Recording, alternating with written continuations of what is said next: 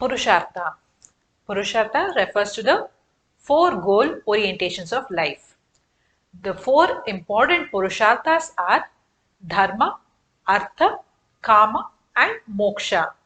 So what is the purpose of Purushartha that it has been laid so much importance in Hindu social system that they call it as the basis of Indian social system. So, Purusharthas are very important in helping us to lead a disciplined life. So, Purusharthas act as a measuring rod which helps us to distinguish between the right and the wrong. It molds us and it directs us in a path of discipline and orderly life, which ultimately leads to the realization of spirituality and finally attainment of moksha.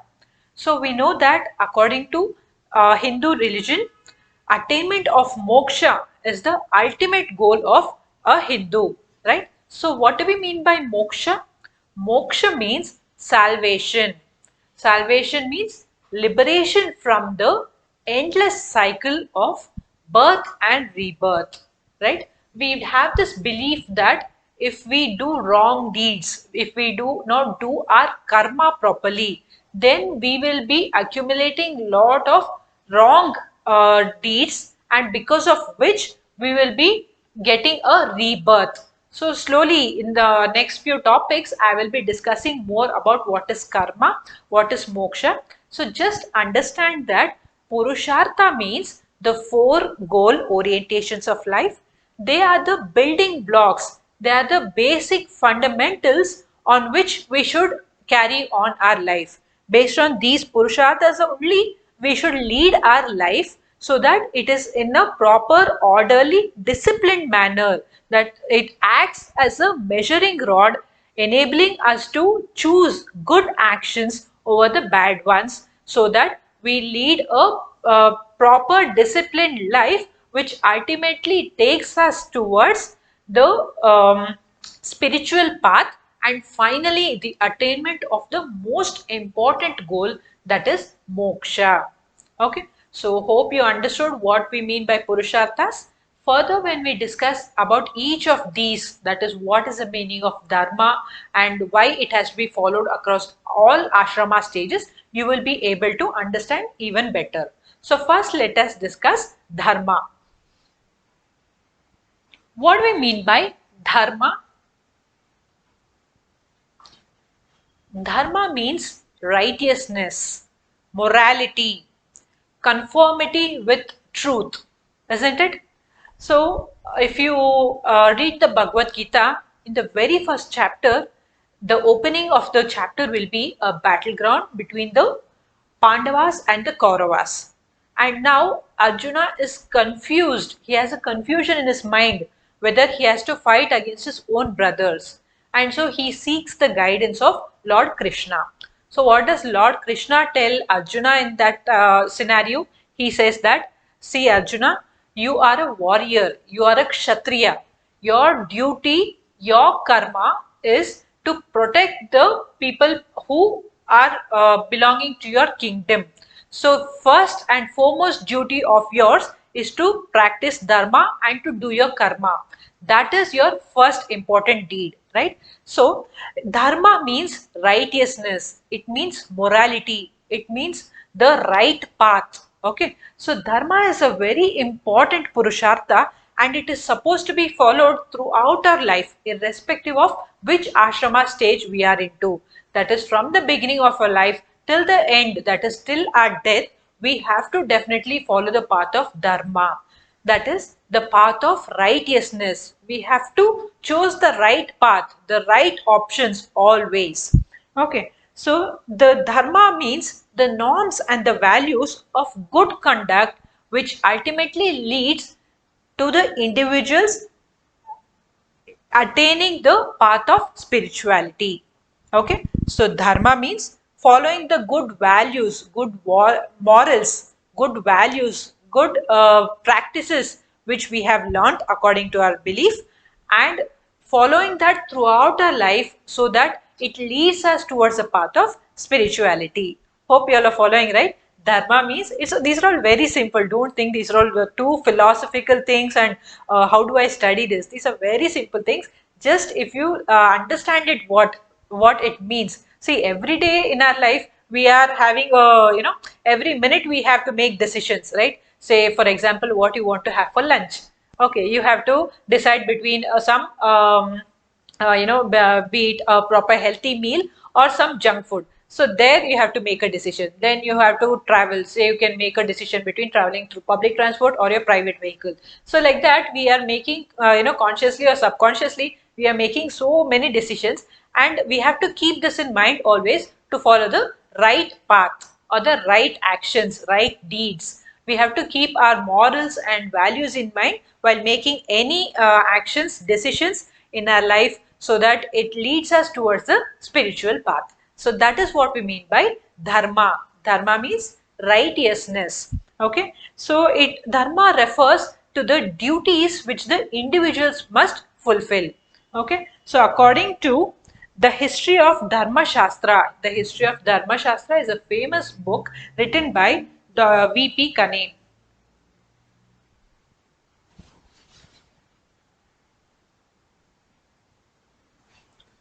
The history of Dharma Shastra.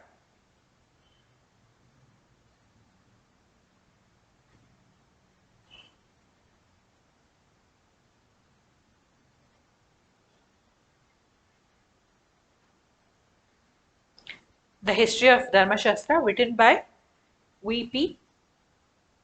Kane. So in this book, he describes what is the meaning of dharma. Okay, he says dharma means the rights and duties of a man as a man.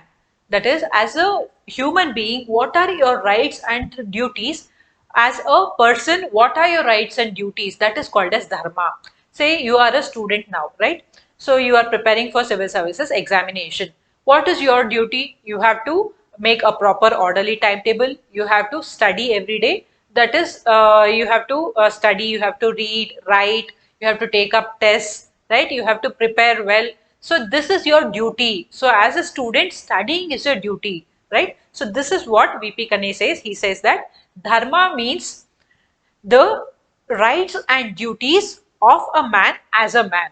Okay, so now you are in the stage of a student, right? Your life is in the stage of a student. So as a student, what are your duties? Okay, your duty is not to go watch movies or to waste time and then regret later, right? So your duty is to fulfill the duties whatever you have to do as a student, that is preparing for the examination so that you can attain the aim of becoming an officer, be it IAS or IPS or IRS, whatever, right? So that is your ultimate aim or goal, and to attain that, what are the duties which you have to follow? You have to sit and read every day, right? So this is called as dharma. Next, rights and privileges as a member of the Aryan community. So we have this belief that North Indians belong to the Aryan race and South Indians belong to the Dravidian race, but actually that is not right. We will be discussing later about that in further chapters. So what here he says that dharma means the duties and privileges of a member being a part of Aryan community. That is, as part of Aryan community, what are your duties towards that community? That can be called as dharma. Next, the rights, duties and functions of a member of a social group or caste. Okay, so as a person belonging to a particular community, each one of us has certain rights and duties which we have to do, isn't it? Yes or no? See, say you are a Brahmin. So in Brahmins, you can find that they follow various rituals and various customs, like they do the Sandhya Vandana, that is worshipping the god. They have certain rituals which they follow. They go, they sit out in a garden. They have a pot with water and they chant prayers, and there's a particular method in which they have to do that. So as being a member belonging to that particular community, that is his dharma. Okay, so dharma means as being a part of a community, what are your rights and duties as a member of that community? You have to fulfill those duties. You have to do those duties dutifully. That is called as dharma. So even you might have noticed that not just in the Brahmin community, in each and every community, each person in a family or in relatives have a particular role, right? Say when you are a brother, okay, and your sister is getting married. So in your sister's marriage, when the ceremony is happening, there are various rites which you have to do, right? Say in that again differs from different communities and castes and all. In certain communities, the sister's husband will put a ring on the girl's brother. So that is a act, that is a custom which they are following. In certain communities, you can say that in certain communities, the brother will offer some gifts to the girl, that is to his own sister. So that is a duty which he has to do. Same ways, if you see that in South India, when they are tonsuring the hairs of a child, okay, of a baby who is around 2 years or 3 years or 5 years, for the very first time when they are tonsuring the hair of the baby, that baby is placed in the lap of the mother's brother, that is a maternal uncle, right? That is a very common practice which you can see in South India, in Karnataka, Andhra, everywhere. So first time the baby's head is tonsured, you can that is a ritual that the baby has to sit in the lap of its maternal uncle. So like this, each and every, be it a sister or brother or father, mother, you can find in many customs, in many communities, the father will do various rituals before giving away the daughter in marriage to the guy. Okay, so that is his duty as a father belonging to that particular community, right? So be it a brother or a son or a father or a daughter, sister, according to whatever role you are in, you have certain duties which you have to do to fulfill your duties according to the community in which you are born into. That is what we call it as dharma. Then the rights and obligations of every man in the changing stations of life. So I already told you we will be discussing about various ashramas, right? So in that ashrama, each and every ashrama, certain purusharthas have to be fulfilled. Okay, so what are those purusharthas which have to be fulfilled in each of the ashramas, and what significance they hold over there? That we shall be discussing shortly. So I hope you got a good idea about what dharma means. Dharma means morality. It means righteousness. It means following the right path. Okay, by following the right path and always choosing the right deeds, we have to lead our lives towards a spirituality, so that ultimately we can attain moksha. Okay, so this is a very important purushartha, that is dharma is a very important purushartha which we have to follow throughout our life, irrespective of which stage of life we are in. Okay, so you might be a student, or in future you might get married and you might become the head of the family, or whatever life or whatever stage of life you are in, you definitely have to follow the path of righteousness right from the beginning until the attainment of moksha. So that is why dharma is placed first among all the purusharthas, and it is very important also. Next comes artha. Artha means economic prosperity.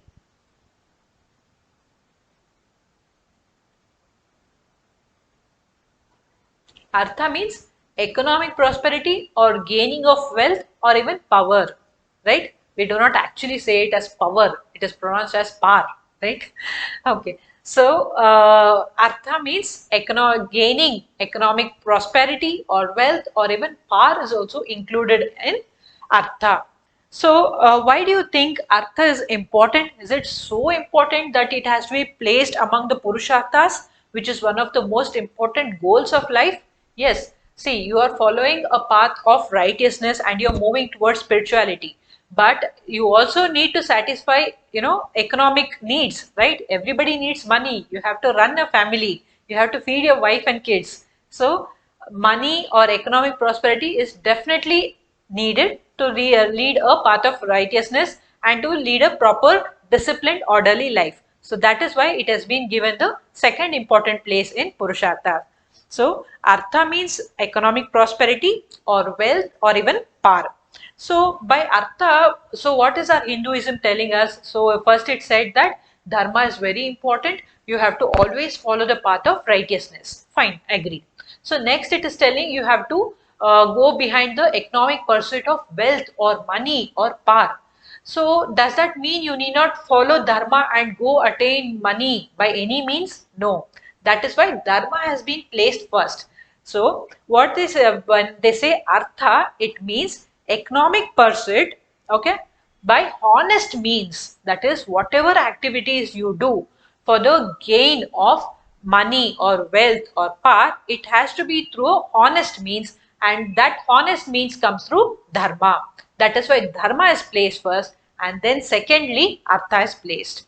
Okay, so now you understand why I told you that this order is very important, right? So artha means economic prosperity, gaining money, gaining power, gaining wealth. How do we do all this? But at the same time, in the pursuit of all this, we have to keep one thing in mind, that we can do only activities through dharma in order to gain money. We should not do any activities which are illegal or which are not honest in order to attain the second purushartha, that is artha. Okay, so artha means the honest pursuit of economic activities to generate wealth, to earn money, to earn power, all these things. But we have to always follow dharma in whatever we do. Even while earning money, we have to follow the path of righteousness to earn money, wealth, power. Then only it is a proper life which we are leading. So here the artha means acquisition of wealth, and by without aparigraha and asteya. What do you mean by aparigraha?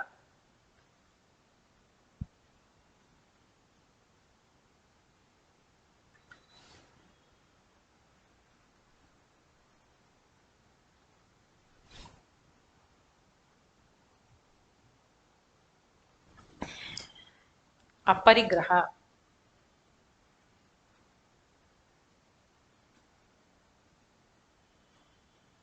So aparigraha means non-appropriation of wealth. That is, you should not take away somebody else's wealth.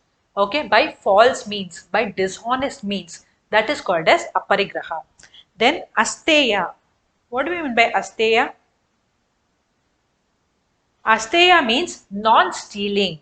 Okay, so we cannot say that. See, Hinduism lays emphasis on four important goals. First one is dharma, second one is artha. So our religion is telling that we should go behind money, we should earn money, we should acquire wealth, we should acquire power. So I can go through dishonest means and acquire all that. No.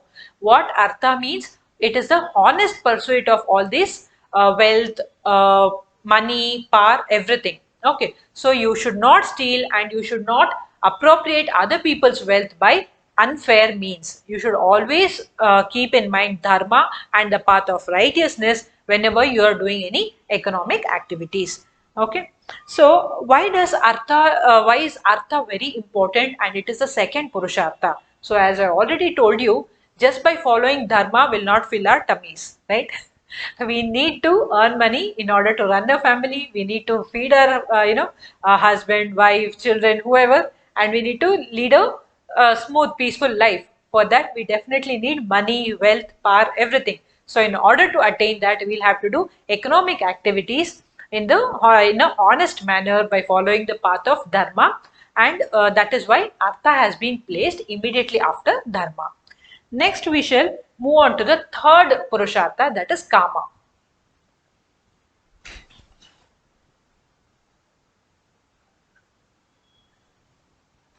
The next Purushartha is Kama.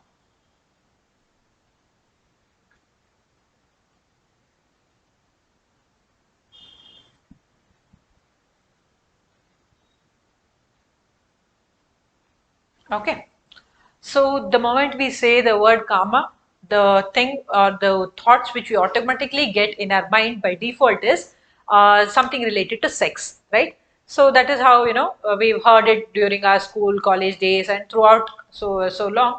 And so immediately when we say Kama, that is all we get into our mind. But actually, Kama is not limited to sexual life alone. Okay, it definitely is an important part. Okay, so sex is also an important part of kama, but it also includes various other satisfaction of senses. Okay, so kama means the it includes navarasa, that is all the aesthetic aspects of life. Okay, so we have five rasas, right? Navarasa, when we say navarasa means nine actually, but here when we speak about kama, it includes five senses. First one is tongue, taste. Okay, second one, like there's no particular order in this, there are five senses. Okay, so the aesthetic aspects of this and satisfaction of all the five senses comes under kama.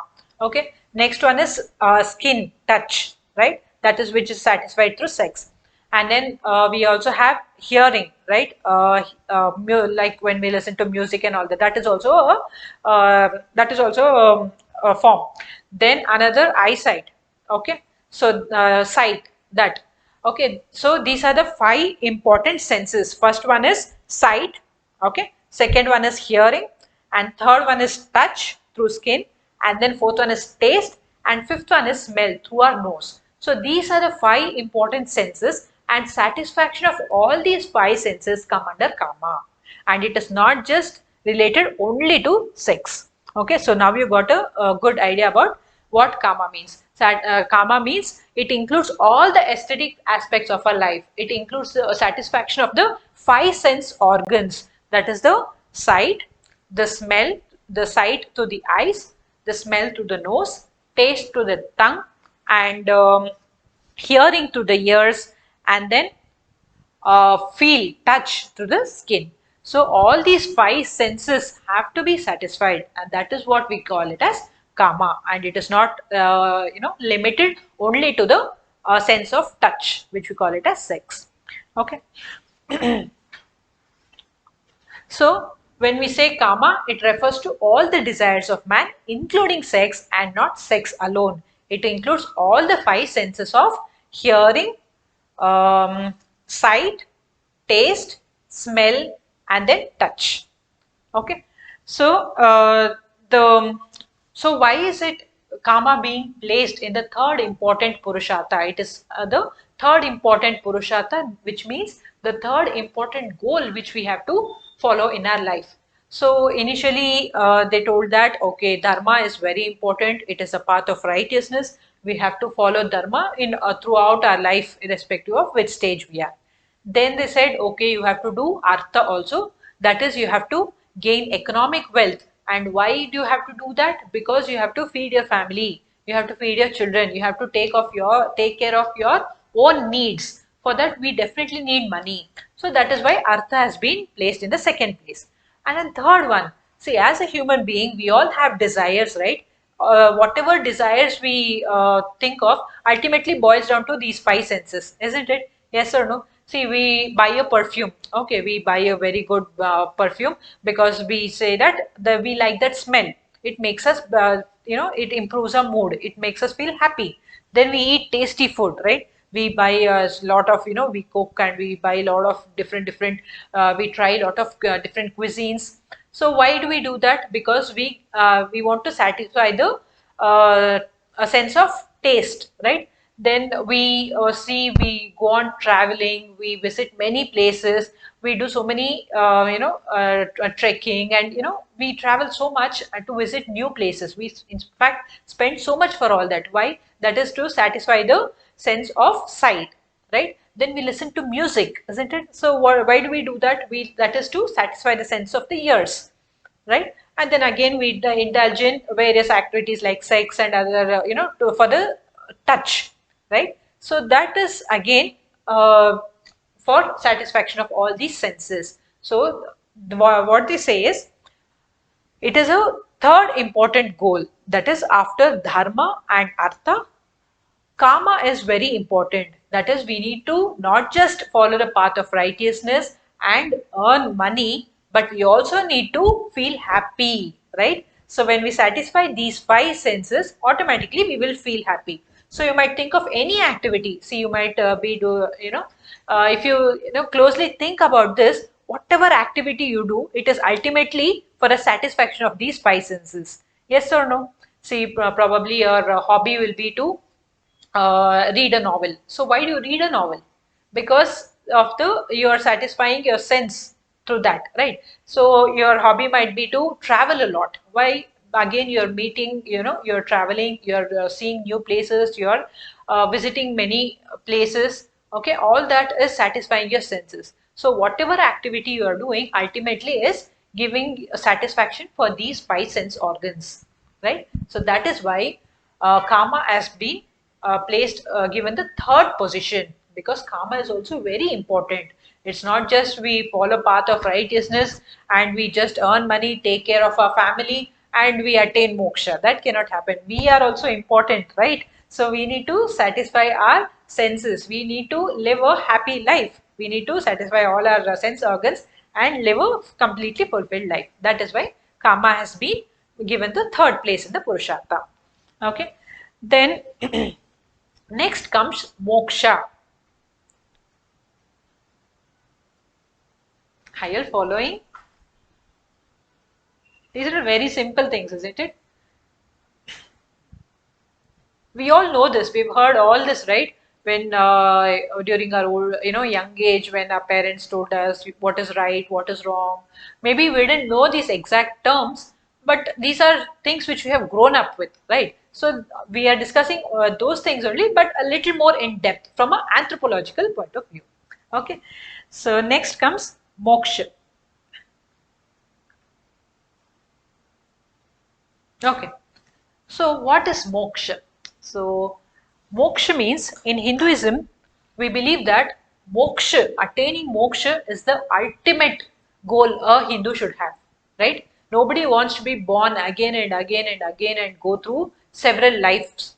And even we also have this belief that we have seven janmas, right? So we have initially we will be born as a lower life forms, then slowly we progress. Then after even when we are born as a human being, if we do good deeds, okay, our soul will finally go reach the Brahma or the Paramatma. But in case we have done lot of bad deeds, our soul won't get liberated, and again we will get another birth. Okay, so that is what we believe. That is why we have the concept of dharma. That is, we have to do only good deeds and not the wrong deeds. We also have this concept of papa and punya, right? So we shall be discussing all that in further lectures. So moksha means liberation, salvation. Moksha means liberation from the endless cycle of birth and rebirth. So, according to Hinduism, rebirth means it is something bad. Nobody wants to be born again and again and go through all the sufferings of life, right? So, we want to die and we want our soul to get liberated and go rejoin with the Brahma or the Paramatma or the Creator, right? So we believe that Brahma is the creator of the universe. We also call him as Paramatma. So the ultimate thing or the ultimate goal of a Hindu is to achieve salvation, that you have to die and your soul should get liberated and you should go and reach and it should go unite with God. It should go unite with the Brahma or the Paramatma. It should not go back into another cycle of birth and another cycle of rebirth. This continuous cycle of rebirth, birth, rebirth, birth, rebirth, this should not happen. Instead, you should get rid of this and you should go and reach the lotus feet of God. This is what every Hindu aspires for. So that is why this is called as the ultimate goal, and it is called as moksha. Okay. So, moksha means liberation from the endless cycle of birth and rebirth, and our soul should go and reunite with the Creator who created us. Okay. So, so I told you this is moksha. That is, you have to completely get rid of the cycle of birth and rebirth, and you have to go and you have to go unite with the Brahma. But how do you do this? When do you realize that you have attained moksha? That is a very confusing thing, right? So when do you realize that finally, okay, this is when I have attained moksha? So what happens is, as a child, you must have all had this question in mind when your parents said, go worship God, say prayers to God. You'll automatically ask them, where is God? Who is God? What does He do for us? So what your parents would have done you is they would have taken you to a mandir or a temple or a church or wherever, and they will show you the image of God, and they will tell this is God. He is the one who created us, and He is the one who is taking care of us. So we have to worship Him. We have to pray to Him. He will give us whatever we ask for. Right? This is what as children we would have learned. And then after a period of time, when you go to school, you study about idol worship, then abolition of idol worship and all this. Then you start believing to certain extent, yes, maybe true. See, maybe these are just idols and, not really God, and also there's a confusion. Then some people even go on to the extent of taking up atheism. They completely start disbelieving in God, and all those things happen. Fine. So, but we always throughout our life have this question, right? Where is God? Where is God? Where is God?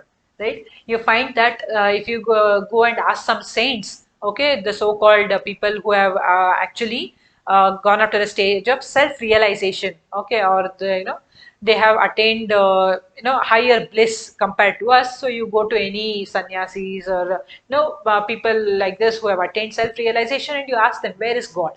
Right? Some people say God is in the Himalayas. That is why all the sannyasis, everybody go there and they sit and meditate over there. Some people say God is within you. Right? We have heard so many stories like that. They say God is within you, and that is why when we meditate also, if you have gone for any proper meditation courses and all, they will say you have to meditate. They would always say that in religious meditation they would say you have to keep the image of God in your mind, whoever your God is, okay, whichever God you worship, keep the image of the God in your mind and meditate on them, right? Whereas if you go to meditation classes which are not based on any particular religion, then they will always ask you to meditate on yourself. Okay, they will say place your mind over here, right? This is a chakra. So they say you place your mind here and concentrate on your breathing. Okay, either we have various chakras in our body. So usually the very first meditation which they begin is they ask us to place our mind here, that is between these two brows, the center place between the two eyebrows, and they ask us to meditate there. Then slowly with the progress they will ask you to meditate on other various chakras. Let's discuss that more in depth further. So throughout your life you are always having this question, where is God? Where is God? But only when you realize that God is within you, you are God yourself. That is when you attain moksha. And that is what we call it as self-realization. Okay? Aham Brahmasmi. You would have heard the Sanskrit quote, Aham Brahmasmi. Right? Most of us have heard this, isn't it? Aham Brahmasmi. Okay. So what do we mean by Aham Brahmasmi? This is a Sanskrit quote. Okay. So Aham Brahmasmi means I am Brahma. Okay. So God is within myself. I am God. That is what we mean by Aham Brahmasmi. And there's another quote called Brahmavid Brahmaive Bhavati. Brahmavid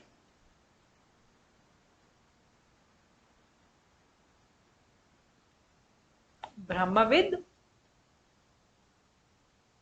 Just give me a minute.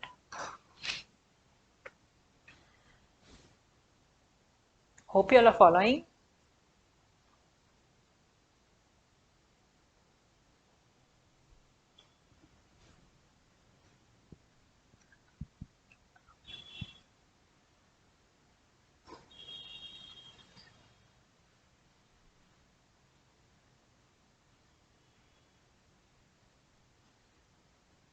Brahmavid Brahmaive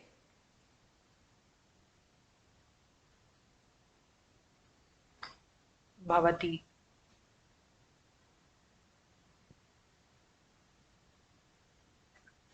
Brahmavid Brahmaive Bhavati. This is again a Sanskrit quote which means the knower becomes what he knows.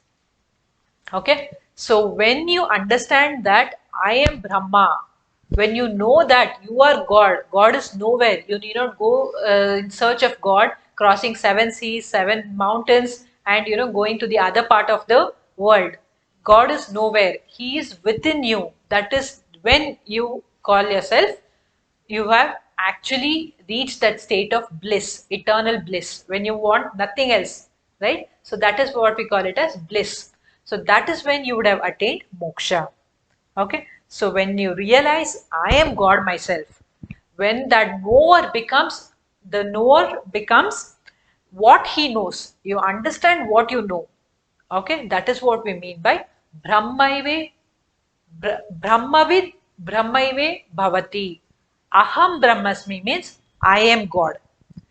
Brahmavid Brahmaive Bhavati means the knower becomes what he knows. And it is at this stage then you will realize that you are God, and then when you actually reach that level of self-realization, you would have attained moksha. Hope you understood moksha well. Yes. So what is moksha? Moksha means getting rid of the endless cycle of birth and rebirth. Okay. So that our soul gets liberated entirely from this and it rejoins with the creator, that is Brahma. That is when we say we have attained moksha. So moksha is when we realize that I am God. God resides within me. uh, there's no need to search for God. There's no need for me to go anywhere and search for God in any other place. God is within me. And when I realize that, okay, the knower becomes what he knows. So when I realize that within myself, then I would have reached a stage of self-realization, actual realization of what I am, who God is. That is called as moksha. Okay. So Dharma, Artha, and Kama are the principal motivating factors, while moksha is the ultimate goal of life. Okay, so Dharma, Artha, and Kama, we need to, these are the motivating factors. That is, these are the principles which guide us in following a disciplined, orderly life. Okay, so that we attain the ultimate goal of moksha. So moksha is the ultimate goal, and these three purusharthas which come prior to that, that is dharma, artha and kama, help us attain that moksha, so that it guides our life, it molds our life in such a way so that we move towards a spiritual path and finally attain moksha. Okay, so now I guess you got a very good clear picture as to why this order is important. That is dharma, artha, kam and moksha. Dharma, artha and kam are the motivating factors. They are the guidelines. They are the principles which we have to follow to keep a disciplined life, which is channeling us towards a spiritual life, and the final attainment is moksha. The final goal is moksha, which we have to attain. Okay, so did you all understand what is purusharthas and why we have to follow that in our life in order to attain the ultimate goal of moksha? Okay, so I hope purushartha you understood very well. So now we shall move on to the next.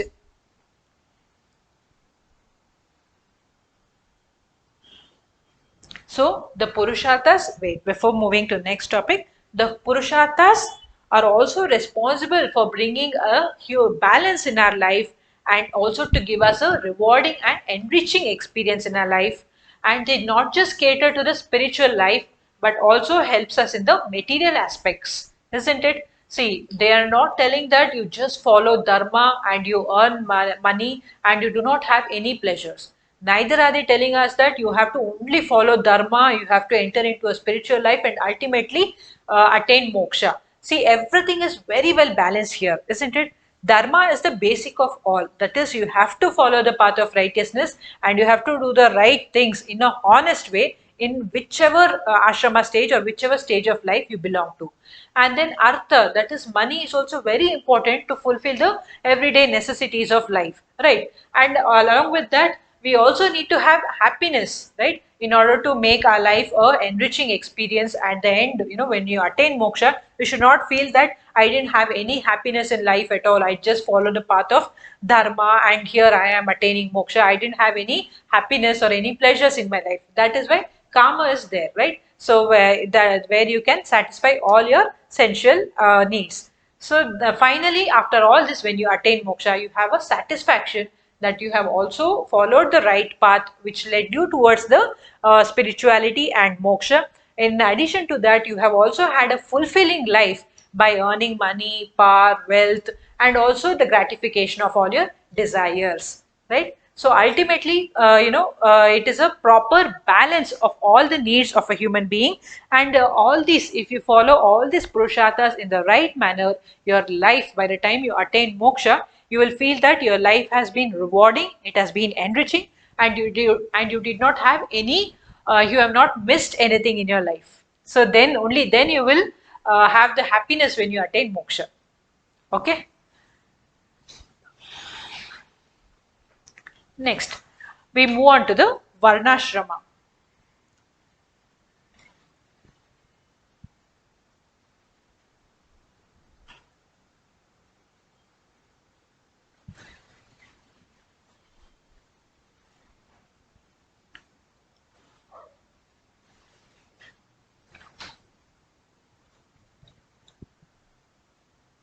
Next, we move on to the next topic, Varnashrama.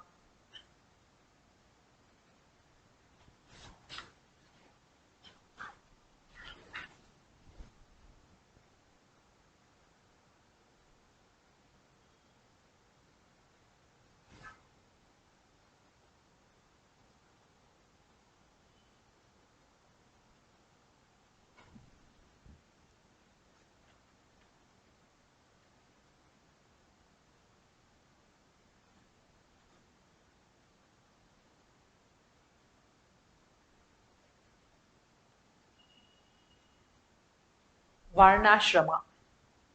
Ashrama. What do you mean by ashrama? The term ashrama or the word ashrama literally means a halting or a resting place, a hermitage, right? So earlier days we didn't have this Oyo, or we didn't have all this luxury hotels, five-star hotels, four-star hotels and all. So when people used to move from one place to another, there used to be these small places called ashramas where they would, retire for a day during the evening or evening when as it becomes dark, they would stay in those places and next day early morning they would resume their journey towards their destination. So these places were called as ashramas, right? So ashrama or a halting place. So the actual meaning of the word is ashrama, or the actual meaning of the word ashrama is halting place or hermitage. But here it does not mean like that. Here ashrama means a stage of life. Okay, here we are not going to any, we are not discussing about booking any rooms, okay, using any Go Ibibo or something and staying in some hotel. No, we are not discussing that here. Here ashrama means a stage of life. So here we are going to discuss different stages of life of a human being and what is important in that stage, what are the purusharthas which he has to follow, and what are the rights and duties in each of these ashrama stages, and how it leads us towards a spiritual life and finally attainment of moksha. So that is what we are going to discuss here. So we cannot take the meaning of ashrama, that is a halting place, you cannot take the literal meaning here. Here it does not mean a halting place or a hermitage. Here ashrama means a stage of the life.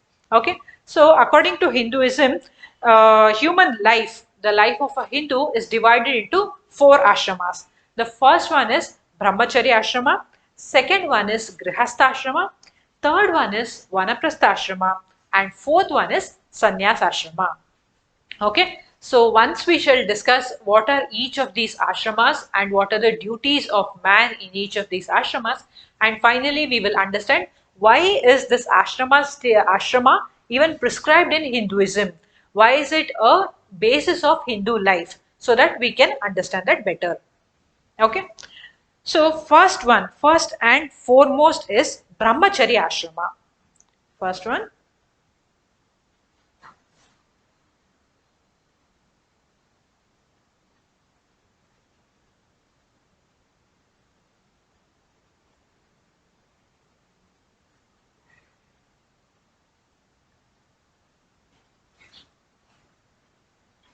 First one is Brahmacharya Ashrama. Brahmacharya Ashrama means the student of a life, the life of a student. Okay. So, Brahmacharya Ashrama is the first stage of a human being. That is, you must have, at least in your younger, when you were in school or even prior to that, you must have heard this mythological stories of Ramayana and Mahabharata and all from your grandparents, or probably at least you would have watched this cartoon or the series of earlier in DD channel. We used to get this Ramayana series like every Sunday mornings around some 10 or 11 it used to be aired. So we used to, as children, we used to be very eager to watch this. So we used to wake up early and we used to sit and watch that. It used to be very nice. So in Ramayana, you must have noticed that. How does it? So in Ramayana, the Ram and Lakshman, they both, by the age of around 8 or 10 years, I'm not sure which, around the 8 years or 10 years, they will be taken to a ashram and they will be left there under the guidance of a guruji. In Ramayana, it is in the case of Ramayana, it is the guru is Vishwamitra, right? So Ram and Lakshman, both of them are taken to the ashram, which is inside a forest, and they are left there under the guidance of Vishwamitra. So here they will learn about. Here they will learn about, they will read the Vedas, they will learn Sanskrit, they will learn various arts like archery, administration, even physics, maths, everything was there that time also, right? So basic, all these, whatever education they need, whatever administration and whatever warrior skills which they need in order to lead a kingdom, right? In order to lead a life after, they grow up into adults, all this will be taught over there. So this is the life of a student. This life or this stage of life is called as Brahmacharya Ashrama. Brahmacharya Ashrama means it is the life of a student. So how does this begin? Usually it begins with the initiation ceremony. Initiation means Upanayana. In Sanskrit you call it as Upanayana. How many of you have heard this term? At least people belonging to Brahmin community will be very familiar with this ceremony, isn't it? So around 8 years or 10 years, or in some cases even later also, what happens is there is an initiation ceremony which is done, during which the sacred thread, the white color sacred thread, which usually Brahmins wear on their shoulder, on their left shoulder, is for the very first time the boy has to wear that. So it is just not like you just take a thread and put it on over his shoulder.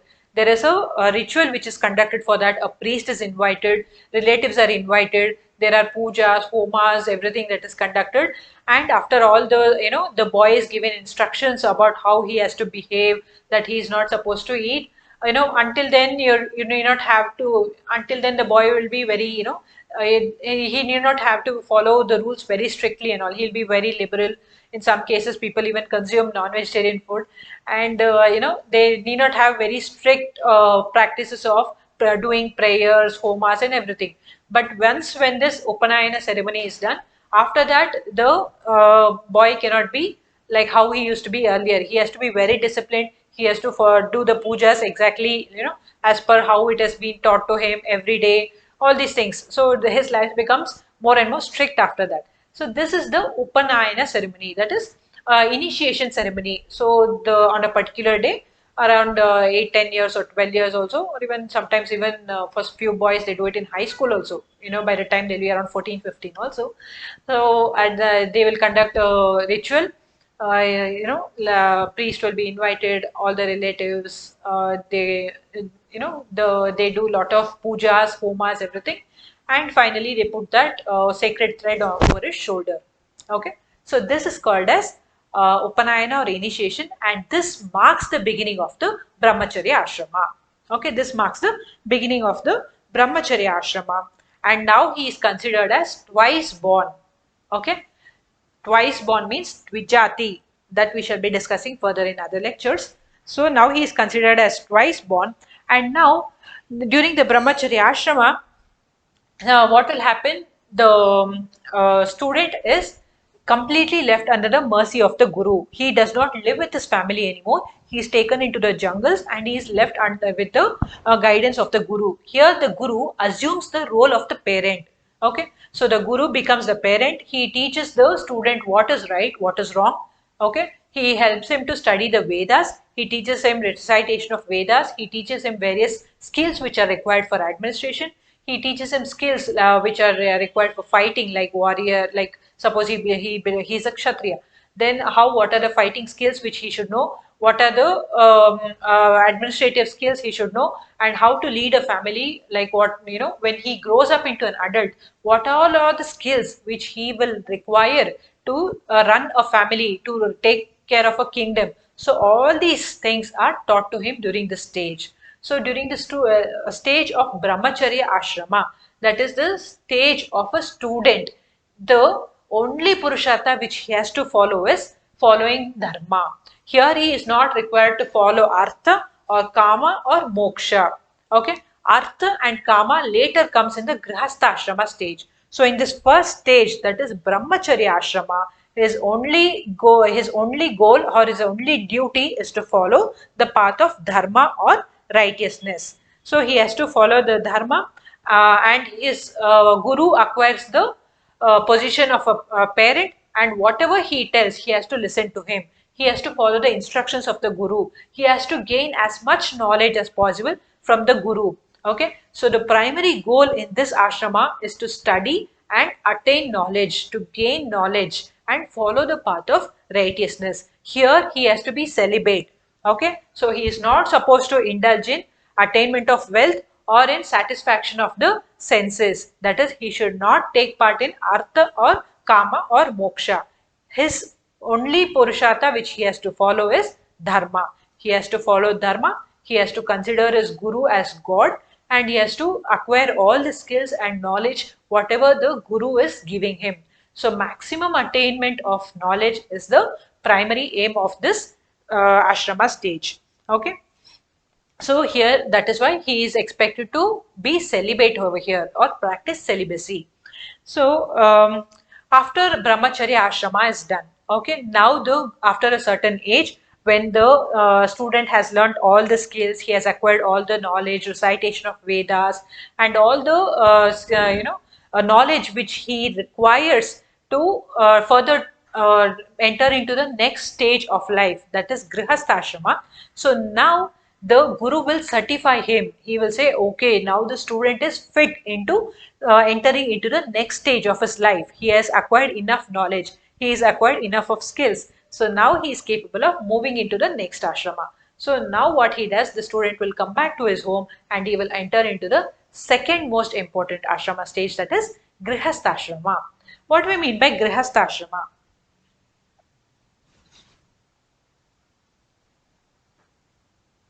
The second ashrama stage is grihastha ashrama.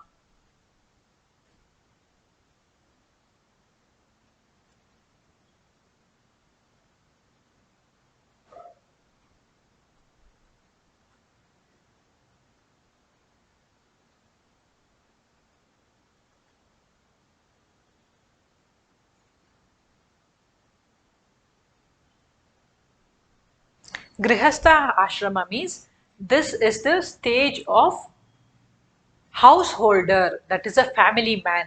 I hope all of you all watched the Family Man series too, right? So you can relate to that.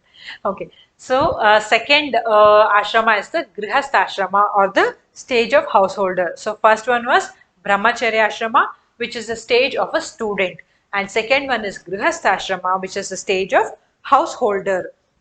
So once the guru certifies the student and he feels that he is capable of entering into the second stage, now the student will come back to his home, to his own family, to his own parents, and he will enter into the second stage of life, that is the stage of householder. So what happens here? He will marry, right? So he will marry, he will procreate, he will have kids, okay? And in the second stage, artha and kama are very important. So as I already told you, dharma is very important throughout all the ashrama stages, irrespective of which stage of life you belong to. Dharma has to be followed. Okay. Whereas in ashrama, first ashrama, that is brahmacharya ashrama, you are not supposed to indulge in artha or kama. Okay. Whereas now in the second ashrama stage, that is the grihastha ashrama stage, In addition to dharma, you are also supposed to fulfill the purushartha of artha and kama. So when the guru certifies and he comes back home, he will be married to a girl, and he will be having children, and now his duty as a householder is to earn money, right? How will he feed his wife and children if he doesn't earn money? So he has to earn money, he has to acquire wealth, he has to acquire power. All these, that is artha, forms a important role in this ashrama stage. Then along with this comes kama also. So it is during this grihastha stage where he is entitled to enjoy all the sensual pleasures of life, which I discussed already earlier, right? All the five senses. So satisfaction of all the five senses also is very important during the grihastha stage. See, nowhere it is telling that you have to only earn money and take care of your family and you should not be happy. No, you should also be happy, and that is why kama is a very important purushartha which has to be fulfilled during the grihastha stage. Okay. So in addition to marrying and procreating and having children, earning money and also satisfying your senses, you must also do various sacrifices, pujas, yagnas, homas during this stage of householder, isn't it? Even you must have noticed that it is during the stage, say you construct a house. So when you do the housewarming ceremony, you will be doing various homas, yagnas, isn't it? And be it any rituals as a householder, you will be conducting various rituals during the time of your marriage, during the time of the housewarming, when you have kids. So even for kids, when the kid is born, there are so many rituals which are conducted after a week, after a month, during the naming ceremony and so on. So during each of these rituals, during each of these ceremonies, there are a lot of pujas which have to be conducted, a lot of sacrifices which are done. So these are also an essential important duty of the householder. So he has to perform the sacrifices, he has to do a lot of yagnas, pujas, homas and all that, and he has to also take care of the economic needs of the family, and he is also supposed to procreate and have kids. That is also very important, and that is why we say that karma is very important in this grihastha stage, because it is only karma which ensures that procreation happens and the perpetuation of kula happens. What do we mean by perpetuation of kula? See, just like our parents gave birth to us, we should also, in this stage of grihastha procreate and give birth to children. And not just giving birth to children, we have to imbibe in them values, we have to educate them, and we must also grow them up into responsible citizens so that they carry forward the family lineage, right? So that is also a very important duty during the grihastha stage, and that is why kama is placed in the grihastha stage. Hope you understood now. Okay. So in addition to this, in addition to all these duties, during this stage of householder, he is also supposed to repay various rinas. Okay. So what is rina and what are the different types of rina and why we have to repay that, we will be discussing further. Okay. So now we discuss the grihastha. So grihastha is the stage of householder where the student returns back from the first stage, that is brahmacharya ashrama. He enters into a new institution called as marriage by marrying a woman, and he also procreates and have children. So it is during this stage that he conducts various sacrifices, pujas, homas, yagnas and so on.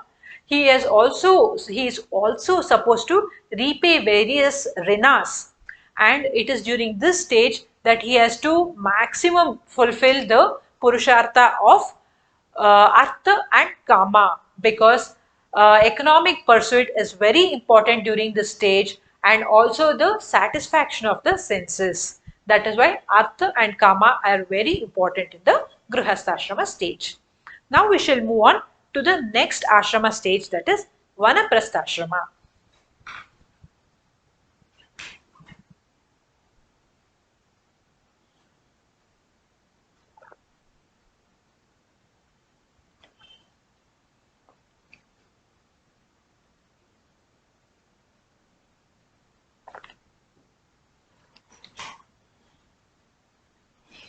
The third ashrama stage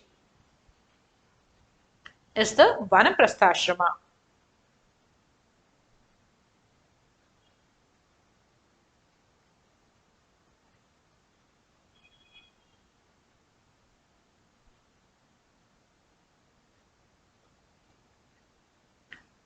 Third ashrama stage is Vanaprastha ashrama, or it is the life of a forest dweller. Okay, so after brahmacharya, first comes brahmacharya ashrama, second one is grihastha ashrama. So after fulfilling all his duties according to dharma, artha and moksha during the grihastha ashrama, now the man enters into the third stage of his life, that is the life of a forest dweller. So after fulfilling all his duties, that is all his duties towards his that he is supposed to do in his second stage of householder, that is grihastha, he can enter into vanaprastha. Okay, so he has to have fulfilled his duties towards his wife, towards his children, towards his parents, okay, towards God. So once all these duties of of the life of a householder is fulfilled, now he enters into the third stage of his life called as the Vanaprastha, which is also called as the life of a forest dweller. So here, by the time he is done with the Gruhaprastha, he is totally tired of the life of a householder. Now he wants some peace. Now he is no more interested in acquiring of wealth or in karma. Okay. Now his life has to become more and more simplified so that he can follow the pursuit of a spiritual life to attain the final goal of moksha. So this stage can be called, that is vanaprastha can be called as a stage which is helping him move towards moksha. Okay, here he is totally not becoming a sannyasi. Okay, he is not taking up sannyas. He is not renouncing the world completely. But this is a stage which is helping him move towards that. Okay, so it is in this stage what he does is he moves out of the family, he relinquishes all his duties, because by now he would have already completed all his duties towards his family, wife, kids and all. So he moves out of the house and he moves into a forest, but he is not totally detached from the family. He can even take his wife along with him, but he still has to be celibate, that is he should not involve in sex with his wife. So it is during this stage he starts living with very limited means. That is, he is not materialistic now. He is not running towards earning money or to satisfy his sensual needs, senses. So here it is the beginning stage. It is a preparation stage for him to move towards moksha. This is the preparatory stage for so that he can attain moksha in the next stage. Okay, so he gives up all the materialistic things. He gives up his home, that is he moves out of the house. He gives up all the materialistic aspects. He dresses up in a very simple way. He moves into the forest, but he can still be in touch with the family. He can even take his wife along with him. And then this is technically a stage of retirement. He is actually practicing to move away from a materialistic life and leading a very simple life with very little means. Okay, so this is stage of retirement, and this is enabling him towards towards moving towards a spiritual life, so that finally he can attain moksha.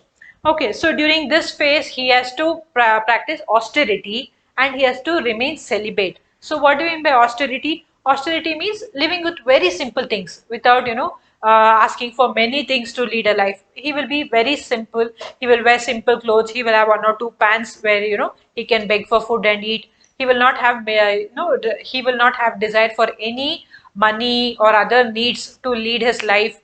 Okay, so when we are in Gruhastha we have the principle of artha, where we earn money and desire for so many materialistic aspects. But now this is the stage of retirement. He gives away all his materialistic aspirations and he starts living on very simple means, just with few clothes and few utensils, so that he can lead a very simple life. Okay, and he also remains celibate during this stage. Okay, but however he is not totally detached from the world in the vanaprastha. He can still have he can once in a while he can go visit his family, wife and so on. So he is not completely detached. So vanaprastha is just the stage which is preparing him towards the next stage, that is sannyasa ashrama. So in vanaprastha he has not completely renounced the world. He is still preparing for that and this is a stage of austerity and celibacy which is helping him to move towards sannyas ashrama. Now moving on to the next stage, that is sannyas ashrama.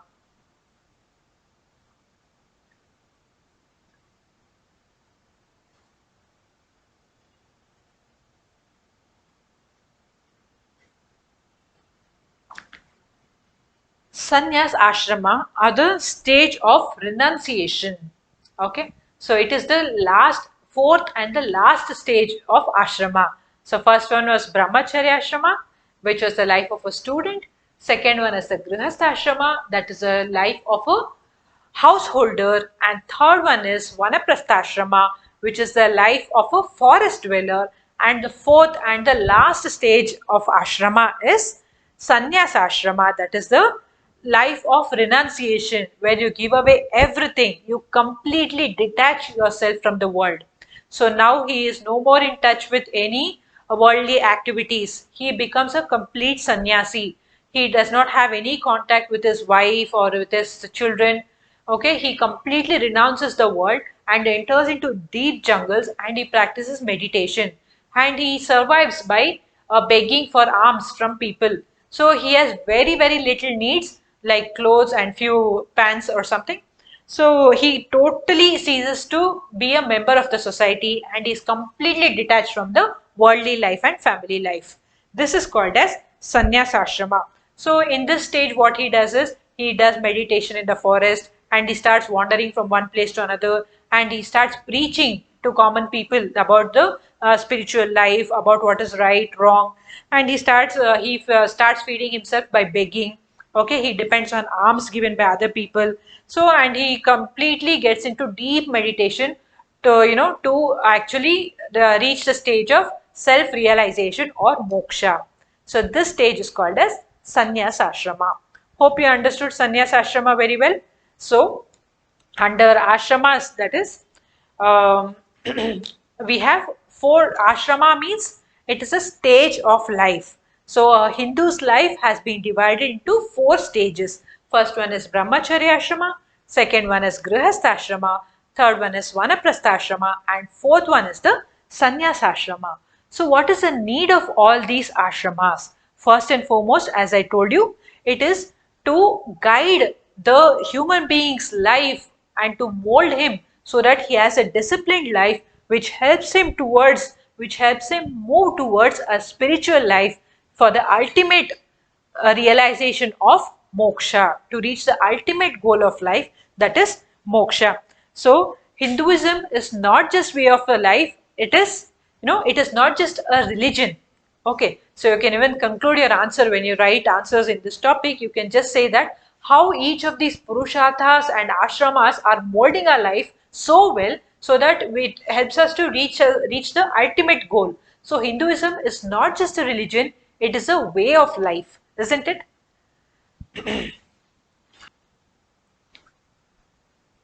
In the chapter, The Traditional Basis of Indian Social System, we have discussed Purushartha and Varnashrama so far.